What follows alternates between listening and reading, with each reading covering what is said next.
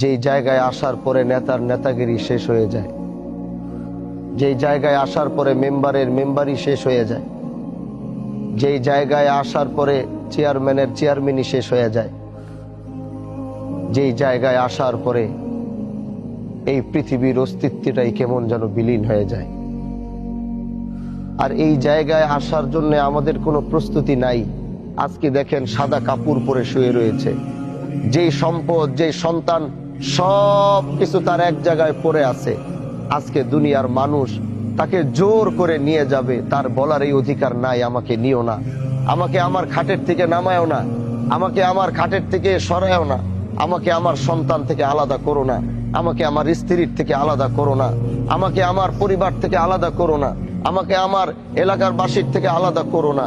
সেই কথাটি হয়তো চিৎকার করে বলছে, আমি শুনতে পাচ্ছি না, আপনি শুনতে পাচ্ছেন না। সে বুঝতেছে তাকে শেষ বিদায় দিচ্ছে, সে এখনো বুঝতেছে সে খাটিয়ায় শুয়ে আছে, এখন তার বিশ্বাস এখনো হচ্ছে না সে মারা গেছে। সে এখনো মনে করছে যে আমি স্বপ্নের ভিতরে দেখছি, একটু পরে আমার ঘুম ভাঙলে দেখব আমি আমার ঘরের ভিতরে বসে আছি।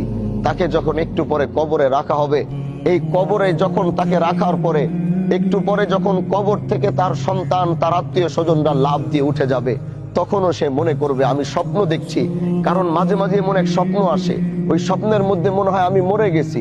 হুট করে ঘুম ভাঙার পরে মনে হয় যে না, আমি মরি নাই, আমি জীবিত আছি, আমি বেঁচে আছি। তিনি এখনো লাশের খাটিয়ায় সাদা কাপড় পরে শোয়া। সে দেখছে এলাকার সবাই তার জানা যায়, কিন্তু সে মনে করছে না আমি বেঁচে আছি, ঘুম ভাঙবে তো দেখবো আমি দুনিয়ার সামনে। আজকে তাকে কবরে রেখে যখন কবর থেকে উঠা হবে, তখনও সে মনে করবে আমি জীবিত আছি, একটু পর আমার ঘুম ভাঙবে, দেখবো আমি দুনিয়াতে আছি। একটু পর ওই কবরের ভিতরে বাঁশ কাটা হয়েছে, বাঁশগুলো ওখানে রেডি, ওখানে হোগলার পাতা রাখা হয়েছে, হোগলা রাখা হয়েছে।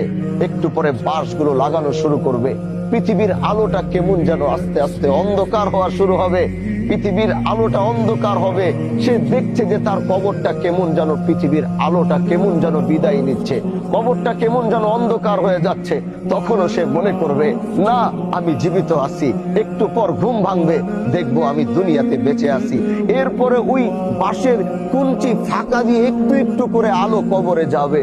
দুনিয়ার মানুষ এতই নিষ্ঠুর, ওই আলোটুকু তার কবরে না যেতে যেন পারে, এজন্য উপরে কেউ কলা পাতা দিবে, না হয় কেউ হোগলা দিবে। কবরটা তখনও একটু একটু দুনিয়ার বাতাস পায়। কার কিছুক্ষণ পরেই কিছু মানুষ হাতের ভিতরে মাটি নিবে, তার সন্তান তার আত্মীয় তার রক্ত হাতের ভিতরে মাটি নিবে, এমন এক জায়গায় মাটি চাপা দেওয়ার জন্য এই পৃথিবী শেষ হয়ে গেল, তাকে আর কোনোদিন সেখানে পাওয়া যাবে না।